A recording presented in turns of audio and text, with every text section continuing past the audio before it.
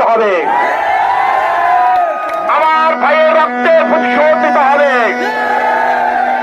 আমরা রক্তের উপরে দিয়ে আমার ভাইয়ের শরীরের রক্তের উপরে দিয়ে আমরা চলতে পারি না। আমরা তাদেরকে খুঁজে খুঁজে বের করে আজকে তাদেরকে আইনের আওতায় আনা হবে। মোদী সাহেব, আজকে সভা থেকে আমি আপনাদেরকে জানিয়ে দিতে চাই, মোদী আপনি ভারতের প্রধানমন্ত্রী, আপনি বাংলাদেশ নিয়ে খেলবেন না। বাংলাদেশের রক্তে যে পতাকাটা লাল